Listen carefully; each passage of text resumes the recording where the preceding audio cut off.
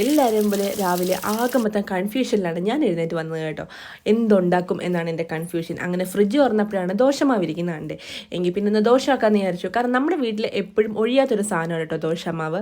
പിന്നെ എന്നും ദോശയും ഇഡലിയൊക്കെ അല്ലേ, ഇത് ഹസ്ബൻഡിനും കേതിനും ഭയങ്കര ഇഷ്ടമാണ്. ഇന്നെങ്കിൽ പിന്നെ ഒരു ചേഞ്ച് ആയിക്കോട്ടെ എന്ന് വിചാരിച്ചു. നമുക്കൊന്ന് മാറ്റിപ്പിടിച്ചാലോ. ഇന്ന് മസാല ദോശയാണ് കേട്ടോ ഉണ്ടാക്കാൻ പോകുന്നത്. മസാല ദോശ എന്ന് പറയുമ്പോൾ എൻ്റെ one of the favourite item ആണ് കേട്ടോ. One of the favourite item അല്ല, one of the favourite item ആയിരുന്നു കല്യാണത്തിന് മുമ്പ് ഞാൻ സ്ഥിരം എവിടെ പോയാലും വാങ്ങുന്ന ഒരു ഐറ്റം ആയിരുന്നു കേട്ടോ മസാല ദോശ.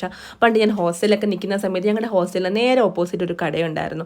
ഞങ്ങൾക്ക് രാത്രിയിൽ 6 മണിക്ക് ശേഷം പുറത്തേക്കൊന്നും പോകാൻ പറ്റാത്തതുകൊണ്ട് തന്നെ ഞങ്ങൾ കഴിക്കാറാകുമ്പോഴത്തേക്കും ആ കടയിലെ അങ്കിളോ ആൻറ്റിയോ ഞങ്ങൾക്ക് നല്ല ചൂടോടെ മസാല ദോശ ഉണ്ടാക്കിക്കൊണ്ട് തരുമായിരുന്നു കേട്ടോ. അതൊക്കെ ഒരു ഓർമ്മയാണ്.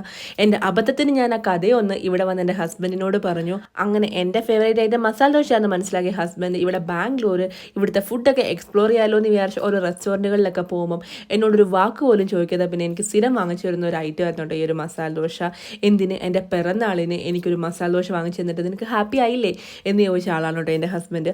അങ്ങനെ അന്ന് വെറുത്താണ് ഞാൻ മസാല ദോശ. അപ്പം നമുക്ക് എന്താണെങ്കിലും ഫില്ലിങ്സ് ആദ്യം തയ്യാറാക്കാം. അതിന് ഞാൻ കുറച്ച് പൊട്ടറ്റോയും ക്യാരറ്റും കൂടെ നല്ല രീതിയിൽ ബോയിൽ ചെയ്യാൻ വെച്ചിട്ടുണ്ടായിരുന്നു കുക്കറിൽ. പക്ഷേ എന്താണെന്ന് അറിയില്ല, നമ്മുടെ പൊട്ടറ്റോ ആകെ മൊത്തം സീനാണ് ഗൈസ്. ഞാൻ കുറേ നേരം ബോയിൽ ചെയ്തിട്ടും ഇത് നല്ല രീതിയിൽ വെന്ത് കിട്ടുന്നില്ല. പിന്നെ കൈവച്ച് ഉടച്ചെടുക്കാമെന്ന് വിചാരിച്ച് എന്നെക്കൊണ്ട് അവസാനം ഈ പൊട്ടറ്റോ ആയുധമെടുപ്പിച്ചു. പിന്നീട് നമ്മളിതാ ഗ്രേറ്റ് ചെയ്ത് വെച്ചിരുന്ന ഓണിയൻ എടുത്ത് കടുക് വറുത്തതിന് ശേഷം അതിലേക്ക് ഈ ഒരു ഓണിയൻ ഇട്ട് കൊടുത്ത് മുളക് പൊടിയും മഞ്ഞപ്പൊടിയെല്ലാം ഇട്ട് നല്ല രീതിയിലൊന്ന് ഇളക്കിയെടുത്തതിന് ശേഷം അതിലേക്ക് ഇതാ നമ്മൾ വേവിച്ച് വെച്ചിരുന്ന പൊട്ടറ്റോയും ക്യാരറ്റും കൂടെ ഇട്ട് മിക്സ് ചെയ്തെടുത്ത് കേട്ടോ. അപ്പോൾ അത്രേ ഉള്ളൂ ഗൈസ്. നമ്മുടെ മസാല ദോശയുടെ ഫില്ലിങ്സ് ആണ് ഏറ്റവും നമുക്ക് സമയം എടുക്കുന്ന കാര്യം. ഫില്ലിങ്സ് റെഡി ആയി കഴിഞ്ഞാൽ പിന്നെ നമ്മുടെ മസാല ദോശ എളുപ്പമല്ലേ. അങ്ങനത്തെ ഒരു മസാല ദോശയായി 2 മസാല ദോശയായി അങ്ങനത്തെ ഫില്ലിങ്സ് ഒക്കെ വെച്ച് നല്ല അടിപൊളിയായിട്ടുള്ള ക്രിസ്പി ആയിട്ടുള്ള മസാല ദോശ റെഡി ആയിട്ടുണ്ട്.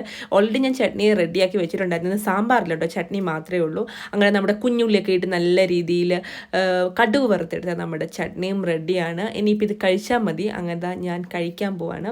നമ്മുടെ നല്ല ചൂട് മസാല ദോശയും ചട്നിയും അത് വല്ലാത്തൊരു ഫീലാണല്ലേ. അപ്പം ഇന്നത്തെ ബ്രേക്ക്ഫാസ്റ്റിൻ്റെ കാര്യത്തിൽ ഏകദേശം ഒരു തീരുമാനമായി. അപ്പോൾ ഈ ഒരു ചാനൽ ആദ്യമായിട്ടാണ് കാണുന്നതെങ്കിൽ എല്ലാവരും ലൈക്ക് ചെയ്യുക, സബ്സ്ക്രൈബ് ചെയ്യുക. അപ്പം എല്ലാവർക്കും ബൈ.